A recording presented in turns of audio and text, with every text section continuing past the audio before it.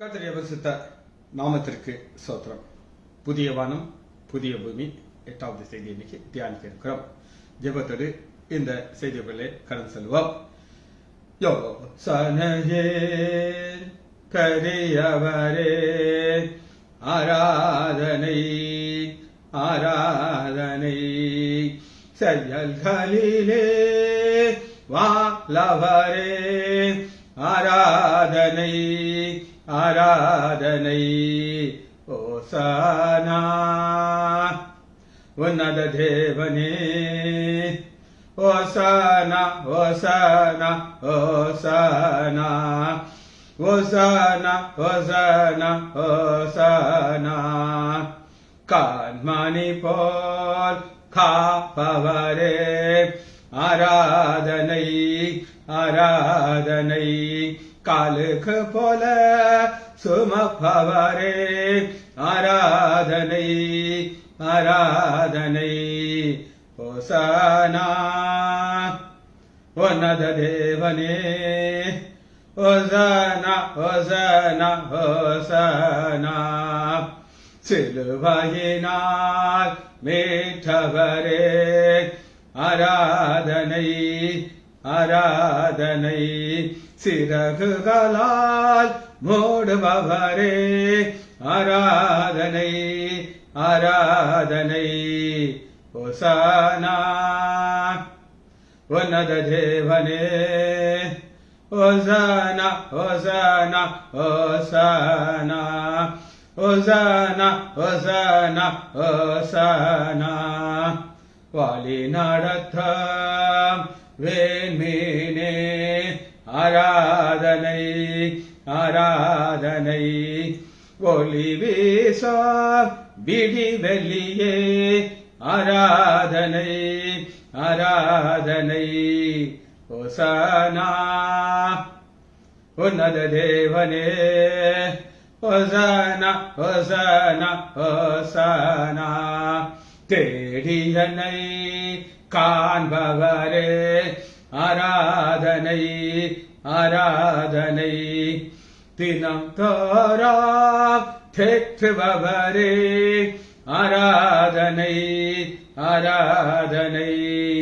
ஓசானா உன்னத தேவனே, ஓசானா ஓசானா ஓசானா. பரிசுத்தரே படைத்தவரே, ஆராதனை ஆராதனை. பாவங்களை மன்னிப்பவரே, ஆராதனை ஆராதனை. ஓசானா உன்னத தேவனே, ஓசானா ஓசானா ஓசானா. உறுதியான அடித்தளமே, ஆராதனை ஆராதனை. விலை உயர்ந்த மூலைக்கல்லே, ஆராதனை ஆராதனை. இயேசுவின் நாமத்தினாலே ஜெபங்களின் பிதாவே, ஆமென். கர்த்தருடைய பரிசுத்த நாமத்திற்கு ஸ்தோத்திரம். ஜானகி அம்மாள் பிரைஸ்லார். நம்ம ஏசாயா 51வது அதிகாரத்துல கடைசி தலைப்பை நம்ம தியானித்துக் கொண்டிருக்கிறோம். அது என்னன்னா, எலும்பு எலும்பு.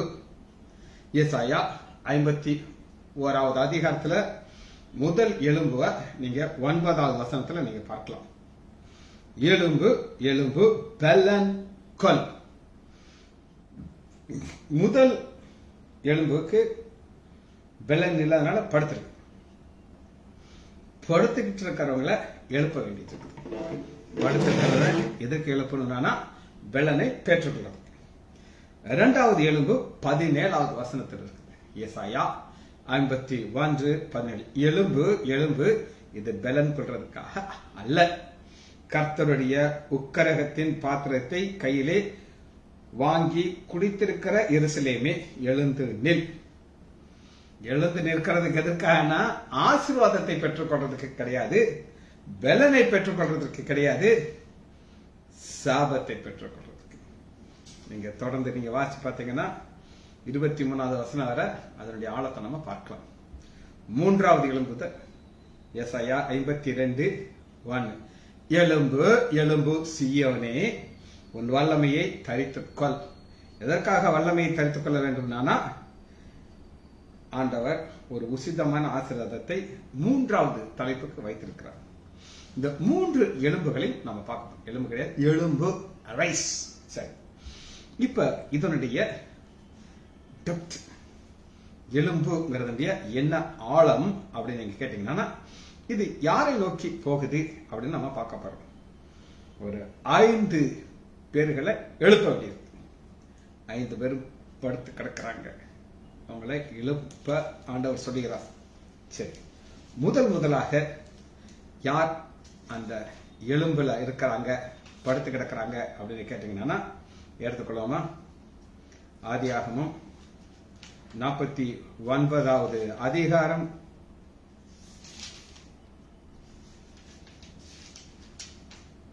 49வது அதிகாரம் 9வது வசனம். 49:9. ஃபர்ஸ்ட், யூதா பாலசிங்கம், நீ இரையை கவர்ந்து கொண்டு போனாய். என் மகனே, சிங்கம் போலும் கிள சிங்கம் போலும் மடங்கி படுத்தான். அவனை எழுப்புகிறவன் யார்? யூதாங்கிற ஒரு நபர். அவர் எப்படி இருக்கிறார்னா, கிழட்டு சிங்கம். கிழட்டு சிங்கம்னா என்ன அர்த்தம்? அதுக்கு ஒரு நோக்கமே இருக்காது. வயசாகி போச்சு, வீக் ஆயிடுச்சு, படுத்து கிடக்கு. இப்படி படுத்து கிடக்கிற யூதாங்கிற சிங்கத்தை என்ன செய்ய வேண்டியிருக்குது? அவனை எழுப்புகிறவன் யார்? எழுப்புகிறவன் மாத்தி எழுப்புகிற வல் யார்? நம்ம பார்க்க போறோம்.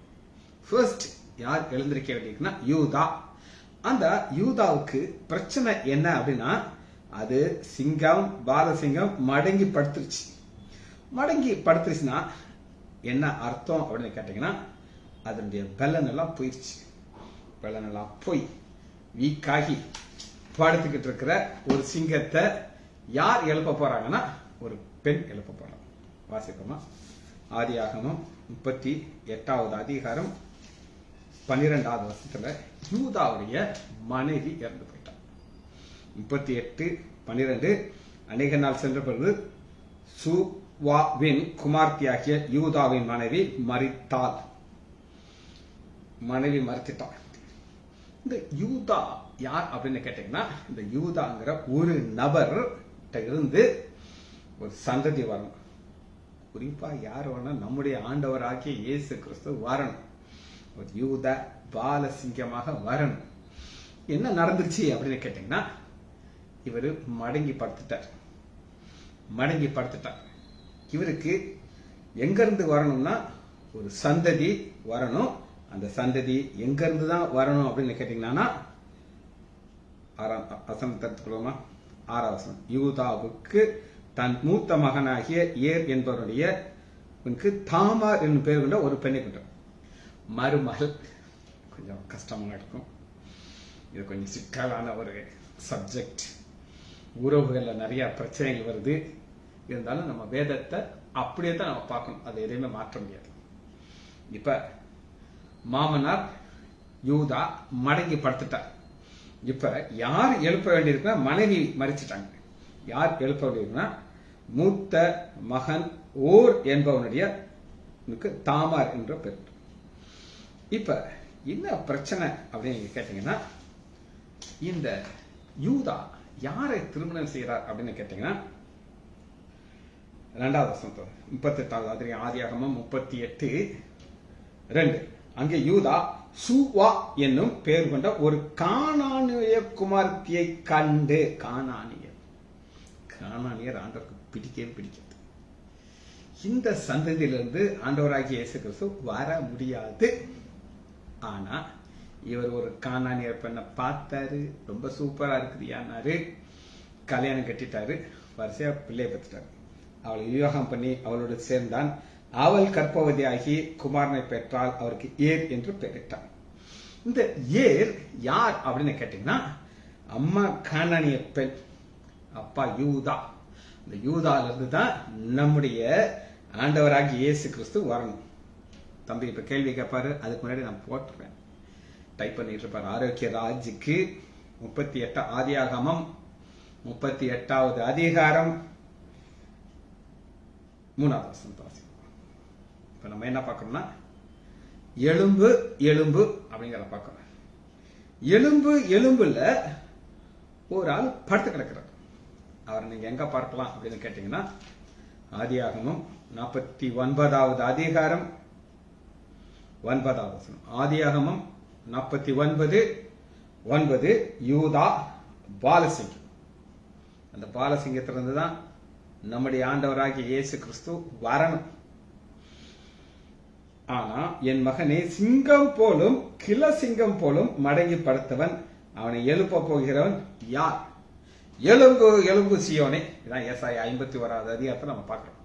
இந்த எலும்புனா 5 எலும்புகளை நம்ம பார்க்க முடியும். போன் கிடையாது, ரைஸ பார்க்க போயிடும். முதல் ரைஸ் யார் அப்படின்னா ஒரு கிளசிங்கம். இந்த கிளசிங்கம் யூதா. ஒரு சின்ன டிரான்ஸ் ஒரு அது என்ன அப்படின்னு கேட்டா அவனை எழுப்ப போகிற வன் யார்? எழுப்ப போகிற வல் அது ஒரு பெண், ஆனால எழுப்ப முடியாது. சரி, இதுதான் பேக்ரவுண்ட். இப்ப நம்ம பார்க்க போயிடும். இந்த யூதாக்கு மனைவி மரித்துட்டான். ஆதியாகமம் 38வது அதிகாரம் 12 அநேக நாள் சென்ற பின் சூவாவின் குமார்த்தியாகிய யூதாவின் மனைவி மரித்தாள். மரித்துட்டான், மனைவி மரித்துட்டான். இப்ப இந்த மனைவி யார் அப்படின்னு கேட்டீங்கன்னா யூத பெண் கிடையாது, ஒரு கானானிய ஸ்திரீ. ஆண்டவருக்கு கானானிய ஸ்திரீனா பிடிக்காதுல பிடிக்கவே பிடிக்காது, பிடிக்காது வேற பிடிக்கவே பிடிக்காது வேற. ஆதியாகமம் 38வது அதிகாரம் 2வது வசனம். அங்கே யூதா சூவா என்னும் பேருள்ள ஒரு கானானியுடைய குமாரத்தியை கண்டு அவளை விவாகம் பண்ணி அவளோடு சேர்ந்தான். அவள் கர்ப்பவதியாகி ஒரு குமாரனை பெற்றால் அவனுக்கு ஏர் என்று பெயரிட்டான். அவன் மறுபடியும் கர்ப்பவதியாகி ஒரு குமாரனை பெற்றால் அவனுக்கு ஓனான் என்று பெயர். ஓனான். 2 பசங்க பிறந்தாங்க. பசங்கெல்லாம் 3வது பசங்க பிறக்கிறான். 5வது வசனம். அவள் மறுபடியும் கர்ப்பவதியாகி ஒரு குமாரனை பெற்றால் அவனுக்கு சேலா என்று பெயர். இவள் அவனை பெறும்பொழுது 3 பசங்களும் யாருக்கு பிறந்த பிள்ளைனா கானானிய ஸ்ரீ. இவர்கள் மூலமாக இந்த சந்ததியிலிருந்து நம்முடைய ஆண்டவராகிய இயேசு கிறிஸ்து வர முடியாது. இப்ப இந்த யூதா தன்னுடைய நோக்கத்தையே புரிந்து கொள்ளல. தான் இதற்காக தெரிந்து கொள்ளப்பட்டார். இவர் கானானியர்ல பெண் கொல்லக்கூடாதுங்கிற ஒரு கான்செப்டே மறந்துட்டார். மறந்து 3 ஆண் பிள்ளைகளை பெற்றுட்டு மடங்கி படுத்துக்கிட்டார். இனி இவளை எழுப்பணும். எழுப்பி கானான் ஸ்திரீ இல்லாதபடி ஒரு பெண் மூலமாக ஒரு சந்ததி வரணும். இதுதான் ஃபேக்ட். பாப்போமா? அப்ப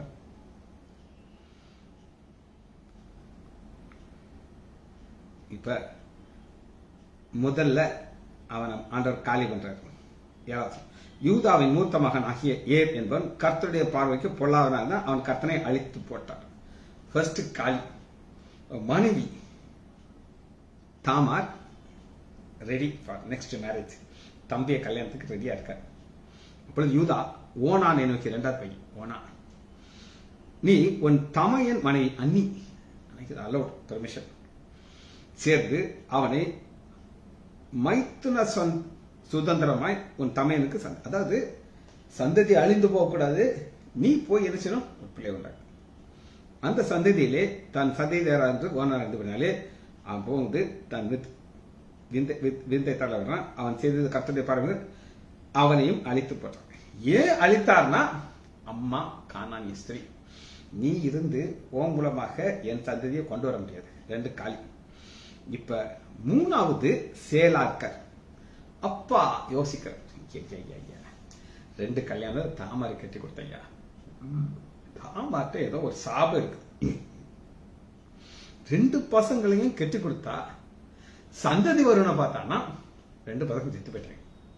அதனால 3வது பையனை, அதாவது 16வது வசனம் ஆதியாகமம் 38:11. அப்பொழுது யூதா தன் குமாரனாகிய சேலாவும் அவன் சகோதரர் செத்தது போல சாவான் என்று அஞ்சி மருமகளாகிய தாமரை நோக்கி, என் குமாரன் பெரியமாறு நீ ஒரு விடோவாக உங்க அப்பா வீட்டில் இருக்கும். நீ என்னது விடோ? ஒரு கைம்பெண் விடோ. அப்பா வீட்டில் இரு. என் மூணாவது பையன் நல்லா பெருசா இப்பதான் அந்த மீசை லேசா எங்களுக்கெல்லாம் நரைச்சு போச்சு, போச்சு கிலோ சிங்கம். ஆனா என் பையன் கொஞ்ச நாள் நல்லா ஸ்ட்ராங்கா வருவான், நல்லா மீசை எல்லாம் பெருசாகி பாடி பில்டர் ஆகி ஆம்ஸ் எல்லாம் நல்லா பெருசாகும். அப்ப நான் சொல்லி விடுவேன் நீ வா அப்படின்னு சொல்லி. ஆனா இவரு அது பிளான் கிடையாது. இந்த பொண்ணோட சேர்ந்தா மூணாவது பேரும் செத்து போறான்ட்டு அநேக நாள் சென்றுச்சு. சூவாவின் குமார்த்தியா யூதா மரித்தால், அடக்கம் பண்ணியாச்சு. இப்ப திம்னாவிலே தன் ஆடுகளை மயிர் கத்திக்கிறதுக்கு போயிருக்கிறார். மயிர் கத்திரிக்கிறது உங்களுக்கு நல்லா தெரியும். இவர்களுக்கு அது ஒரு போனஸ். போனஸ்னா ஒரு ஆடு இருக்கு, ஆடு விற்கும்போது நல்லா காசு கிடைக்கும். ஆனா அந்த மயிர் கத்திரிக்கும் போது அந்த பணம் எல்லாம் எக்ஸ்ட்ரா பணம். நம்ம தாவீதை குறித்து நம்ம பார்த்திருக்கோம். இது அவங்களுக்கு ஒரு செலிப்ரேஷன், கையில காசு நிறைய இருக்கும். இந்த நியூஸ் தாமாருக்கு போகுது. 13 சேலா பெரியவனாகியும் அவனுக்கு மனையை கொடுக்க பார்த்தான். என் மாமா நாளே நீ என்னை ஏமாத்த பாக்குறியா, நான் உன்னையோட மோர் பிரில்லியன்ட். நான் என்ன செய்யணும் தெரியுமா, ஓம் மூலமாக நான் பிள்ளை பார்க்க போய். புரியுது? இவள் கானானீஸ்வரி கிடையாது, சரியா? இவ கானானீஸ்வரி கிடையாது. அதனால இவ என்ன பிளான் பண்றா, யூதா நீ கிழட்டு சிங்கம் படுத்து கிடக்கிற, உன்னை நான் எழுப்பி உன்னோடதையும் சந்ததியும் கொண்டு வர போகிறேன். இதுதான் எழுப்புற காரியம். கிழட்டு சிங்கத்தை எழுப்புறது யாரு? எழுப்புகிற வன் கிடையாது, எழுப்புகிற வல் தாமர். 14 தன் கைப்பெண்ணுக்குரிய வஸ்திரங்களை களைந்து போட்டு முக்காடிட்டு தன்னை மூடிக்கொண்டு திம்னா போற வழியிலே நீரூற்று முன்பாக உட்கார்ந்திருந்தார். எப்படி உட்கார்ந்து இருக்கிறாள்னா ஒரு வேசியை போல. அந்த வேசிகளுக்குன்னு ஒரு தனி ட்ரெஸ் இருக்கும். அது என்னன்னு என்கிட்ட கேட்காதீங்க, அது பைபிள்ல இல்ல. நீங்களா ஒரு கற்பனை பண்ணி பார்த்துக்கோங்க, புரியுதா? அது உங்க கற்பனையில உங்க யோசிச்சுக்கோங்க. அது இந்த வேசி ட்ரெஸ் எப்படி இருக்குன்னு எனக்கு தெரியாது. அவள் அவனை கண்டு அவள் தன் முகத்தை மூடியிருந்தபடினாலே அவளை ஒரு வேசி என்று நினைத்து, முகத்தை முக்காடு போட்டிருக்கா. நான் என்ன நினைக்கிறேன் அப்படின்னா, நீதிமொழிகள்ல பயங்கரமான சென்டெல்லாம் இருக்கும். இந்த வாசனை சேவைகள் எல்லாம் நல்லா பூசிக்கிட்டு அடிச்சு குப்புன வாசம் வரும். அதான் நான் நினைக்கிறேன். மூஞ்சி மூடி இருக்கு, அப்ப இந்த கண்மையெல்லாம் போட்டு வேஸ்ட். அந்த வழியாக அவளிடத்திலே போய், தான் மருமகள் என்று அறியாமல் நான் உன்னிடத்தில் சேரும்படி வருவாயா? நான் ஓப்பனா இந்த சிங்கம் மனைவி மறிச்சிருச்சு. டைரக்டா அந்த பெண்ணை கேட்கிறாரு, வருவாயா? அவள் நீர் என்னிடத்தை சேரும்படி எனக்கு என்ன தருவி? ஒரு ஸ்டெப் மேல போயிட்டா. நான் வர்றது கருவி, நீ எனக்கு என்ன தருவ அப்படின்னு கேட்கிறேன். அதற்கு அவள், நான் மந்தையிலே ஒரு வெள்ளாட்டை அனுப்புது. ஏன்னா இப்பதான் எங்க போயிட்டு இருக்காங்க, மயிர் கத்திரிக்கிறது. சோ இந்த ப்ராஸ்டியூட்டுக்கு அவ கேட்கிறா, என்ன கொடுப்பா? நான் ஒரு வெள்ளாடு கொடுப்பேங்கிறது. அப்பொழுது அவன், நான் உனக்கு அடமானமாக கொடுக்க வேண்டியது என்னங்கிற. அதற்கு அவள், உம்முடைய முத்திரை மோதிரம், உம்முடைய ஆரம் நெக்லஸ், உம்முடைய கைகோல் கொடுக்க வேண்டும். 3 காரியம். அவன் அலை சேர்ந்தால் அவளோ கர்ப்பவதியாகி. இது நமக்கு புரியுறது கொஞ்சம் கஷ்டமா இருக்கும், ஆனாலும் பைபிள் இருக்கு. ஆதியாகமம் 38வது அதிகாரத்துல கிழட்டு சிங்கம் படுத்து கிடக்குது. யூதா இவனை எழுப்புறதற்கு மருமகள் வர்றா. வந்து ரொம்ப நாக்கா, உன் மூலமா தான் எனக்கு பிள்ளை பிறந்துச்சுங்கிறத கன்ஃபார்ம் பண்றதுக்கு ஒரு 6 மணி நேரம் கழுத்தில் போட்டிருக்கிற ஒரு செயின், என்ன போட்டிருக்கேன் ஒரு செயின், இந்த மாதிரி ஒரு செயின், முத்திரை மோதிரம். அந்த முத்திரை மோதிரம் வேற யார்கிட்ட இருக்காது, அவங்ககிட்ட மட்டும்தான் இருக்கும், தப்பிக்க முடியாது. அவனுடைய கைக்கோல், அந்த கைக்கோல்ங்கிறது அதை பார்த்தாலே தெரியும், இது யூதாவுடைய கைக்கோல்னா உலகமுக்கே தெரியும். இந்த 3 அந்த அக்கா வாங்கிக்கிட்டான். அக்கா இல்ல மருமக. எழுந்து போய் தன் முக்காட்டை களைந்து தன் கைம்பெண்ணுக்குரிய வஸ்திரத்தை உடுத்திக் கொண்டார். ஏன்? கர்ப்பவதி ஆயாச்சு, வந்த வேலை முடிஞ்சிருச்சு. இனி பழைய ட்ரெஸ், எனது கைம்பெண் ட்ரெஸ் போட்டுக்கிட்டாச்சு. யூதா அந்த சிறியனிடத்திலே வாங்கி அடமானங்களை வாங்கிக் கொள்ளும்படியே அதுலாம் ஊரானாகிய தன் சிநேகிதன் கையிலே ஒரு வெள்ளாட்டுக்குட்டியை கொடுத்தது. அவளை காணாமல். இப்ப வெள்ளாட்டுக்குட்டியை கொடுத்துட்டு 3 வாங்க. ஃப்ரெண்டு அதுலாம் குகையெல்லாம் நீங்க வாசிருக்கீங்க. அதுலாம் குகை பார்த்துருக்குமா? தாவீது மறந்துருப்பீங்க. சரி, அதை விடுங்க. அங்கே தாசி இல்லை என்றார்கள். கேட்கிறாங்க போய், இங்க ஒரு ப்ராஸ்டியூட் ஒருத்தி இருந்தால, யூஸ்வலாக அந்த ப்ராஸ்டியூட்ஸ் எல்லாம் அந்த ஊரில் அந்த இடத்துக்குலாம் ரொம்ப பாப்புலராக இருப்பாங்க. கேட்டால் அவ்விடத்த மனிதர்களே வழி என்ற நீரூற்று அருகே இருந்த தாசி எங்க அங்கே அப்படி ஒரு பொண்ணே கிடையாதையா அப்படிங்கிற. ஏன்னா அவர் கைம்பெண் ஒரு ட்ரெஸ்ஸை மாற்றி தான் இந்த காரியத்தை நடத்துறான். அவன் யூதாவிடத்தில் திரும்பி வந்து அவளை காணுன்றான். யூதா, இந்த ஆட்டுக்குட்டி அனுப்பினேன், அவளை காணவில்லை. அவகத்தி ஏறக்குறைய 3 மாதம் சென்ற பிறகு உன் மருமகளாகிய தாமார் வேசித்தனம் பண்ணினால், அந்த வேசித்தனத்தினால கற்பவதியானால் யூதாவுக்கு அறிவிக்கப்பட்டது. இப்ப யூதா ரொம்ப நல்லவர். நான் ஒரு பெருசிய பரிசுத்தன் ஐயா, என்னை மாதிரி பரிசுத்தன உலகத்திலே பார்க்க முடியாது. என் மருமக தாமார் வேசித்தனம் பண்ணி மாசம் ஆயிட்டா, அவள் சுட்டெரிக்கப்பட வேண்டும். எப்பா ஜட்ஜ்மெண்ட் எல்லாம் பாருங்க, பயமா இருக்கு. அப்பொழுது அவளை யூதா வெளியே கொண்டு வாருங்கள், அவள் சுட்டரிக்கப்பட வேண்டும். அவள் வெளியே கொண்டு வரப்பட்ட பொழுது அவள் தன் மாமனுக்கு அந்த அடமான பொருளை அனுப்பி, இந்த பொருள்களை உடையவன் எவனோ அவனாலே கர்ப்பவதியான். கிளியர் ஆக்சுவலி என்ன விவரமா, வெள்ளாட்டுக்குட்டி எனக்கு வேணும்னு கேட்டுட்டு வெள்ளாட்டுக்குட்டி கொடுத்தோன்னா இது யார் வெள்ளாட்டுக்குட்டியோன்னு சொல்லிட்டு, அதனால வெள்ளாட்டுக்குட்டி என்கிட்ட கிடையாது, அதுக்கு பதில் 3 நான் தர்றேன் அப்படின்னு சொல்லி 3 வாங்கிட்டாலும் இப்ப இந்த 3 கொடுக்குறான். இந்த 3 பொருட்கள் யாருக்கு சொந்தமோ அவன் மூலமா தான் மான் பிரெக்னன்ட் ஆனேங்கிறான். எவனோ அவனாலே நான் கற்பது. இந்த மோதிரம், முத்திரை மோதிரம் எல்லாத்தையும் இருக்காது, சும்மா சாதாரண மோதிரம்லாம் எல்லாம் போட்டுப்பாங்க. இந்த ஆரம் நெக்லஸ், அந்த செயின்ல அவர் ஏதாவது ஒரு கிளீனா வச்சிருப்பாரு. இந்த கோல் யாருடையது. இந்த மோதிரத்தை குறித்து உங்களுக்கு ஒரு சின்ன ஒரு காரியத்தை சொல்றேன். எங்களுடைய சொந்தக்காரர்கள் அது யார் அப்படின்னு கேட்டீங்கன்னா, கொடைக்கானல்ல SGJ ஜெயராஜ் நாடார் அப்படின்னு ஒரு ஃபேமிலி இருக்காங்க. அது என்னுடைய தங்கச்சியுடைய மாமனாருடைய ஃபேமிலி. அது அங்க அவங்க கிராண்ட் ஃபாதர் ஜெயராஜ் நாடாரும் அவருடைய மனைவியும் சேர்ந்து ஒரு போட்டோ வச்சிருப்பாங்க. அந்த போட்டோ அவங்க எல்லாருடைய ஹோட்டல்லையும் அந்த வச்சிருப்பாங்க. எங்க அப்பா அப்பா, எங்க அப்பா அப்பா அப்பான்னு சொல்லுவாங்க. அவங்க மோதிரத்திலையும் பார்த்தீங்கன்னா அந்த படம் போட்டு வச்சிருப்பாங்க. இந்த மோதிரம் யார் போட்டிருக்காங்களோ அது SGJ ஜெயராஜ் குடும்பத்தில் ஒரு ஆள். அதாவது 4வது தலைமுறை 5வது தலைமுறைலாம் வந்துருச்சு. ஆனா இப்ப எல்லாத்தையும் தூரத்துக்கு போட்டாங்க, யாருமே அந்த போறது கிடையாது. சரி, கஸ்தூரி பிரபா சரஸ்வதி ஸ்டாஃப் அக்கா, வெரி குட். அப்ப நல்லா கேட்டுக்கோங்க. இங்க அத காட்டுற இந்த இதுக்கு சொந்தக்காரங்க நான் மாற்றேன்.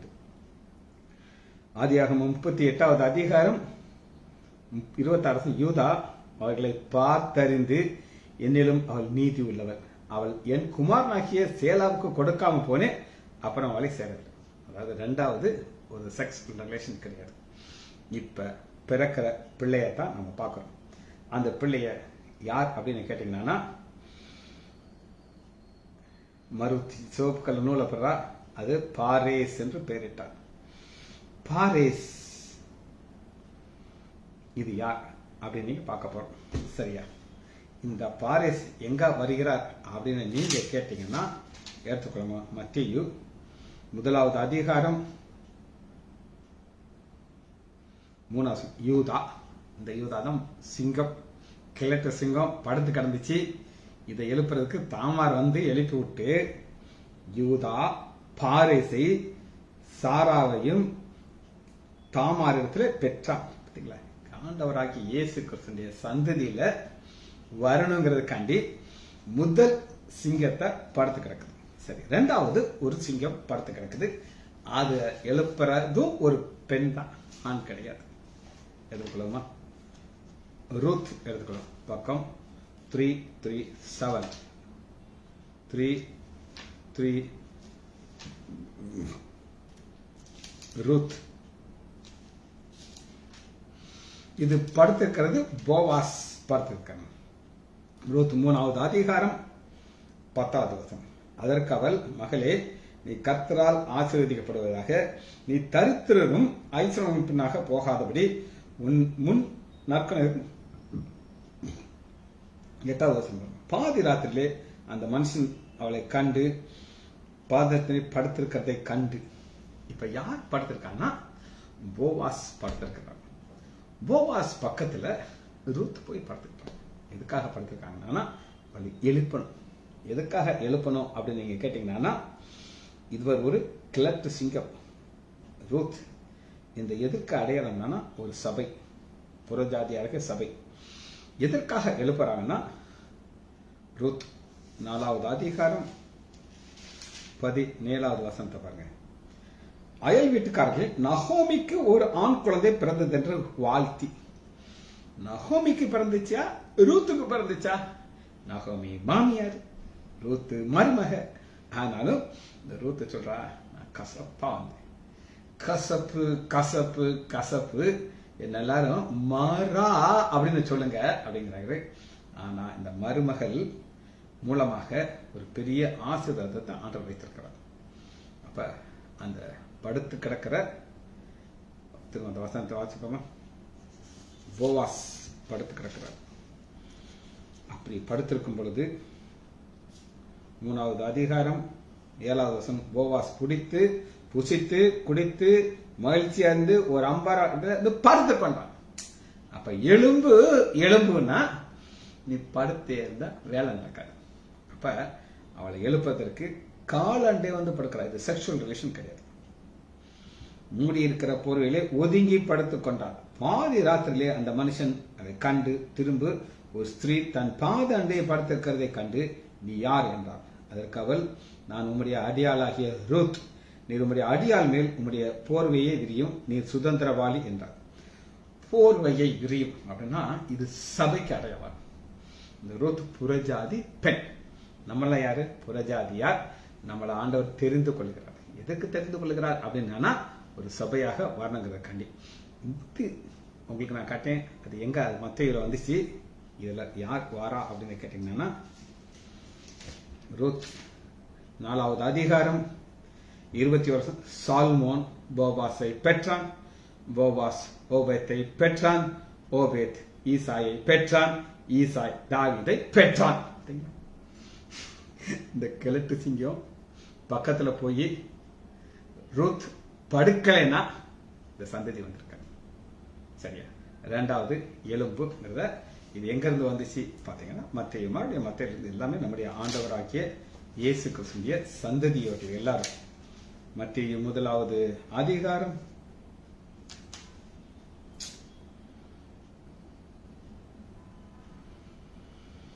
5வது சால்மோன் போவாஸை ராகாபிடம் பெற்றான், போவாஸ் ஓபேத்தை ரூத்திடம் பெற்றால். போவாஸ் எங்க ரூத் இருந்தார். ஓபேத் ஈசாயை பெற்றான், ஈசாய் தாவீது ராஜாவை பெற்றான். ஈசாய் யார பெறானா? ஈசாய் தாவீதை பெற்றால், தாவீது ராஜா. பிறக்கும் போதே ஒரு ஆள் தான் ராஜாவாக பிறக்கிறார். ஏன் ராஜாவாக பிறக்கிறான்னா, இந்த தாவீதின் குமாரன் தான் நம்முடைய ஆண்டவராகிய இயேசு கிறிஸ்து. நம்முடைய ஆண்டவராகிய இயேசு கிறிஸ்து இந்த பூமிக்கு வர்றதற்கு 2 எழுப்புதல்களை பார்த்தோம். ஒரு யூதாவுடைய வம்சத்தில் வருகிற ஒரு எழுப்புதல் மருமகள் மூலமாக வந்துச்சு. 2வது ஒரு புறஜாதியார் பெண் மூலமாக வந்துச்சு. ஜெபிச்சு முடிப்போமா? மகா இரக்கமும் கிருபையுமுள்ள பிதாவே, உம்மை துதிக்கிறோம் ஐயா. எலும்பு எலும்பு சியோனே என்று பார்த்தோம் ஐயா. மடங்கி படுத்து கிடந்த யூதாவை ஒரு பெண் எழுப்பினார். போவாஸ் கால்களிலே படுத்திருந்த பெண் ரூத் எழுப்பி ஆண்டவராகிய இயேசு கிறிஸ்துவின் சந்ததியாகிய தாவீதை பெற கிருபை பாராட்டினீர். எங்களுக்காக எல்லாவற்றையும் ஆயத்தமானதுக்காக நன்றி. பிள்ளைகள் ஒவ்வொருவரையும் என் ஆண்டவராகிய இயேசு கிறிஸ்துவின் நாமத்தினாலே ஆசீர்வதிக்கிறேன். இயேசுவின் நாமத்தினாலே ஜெபங்கள் பிதாவே. ஆமேன் ஆமேன் ஆம்.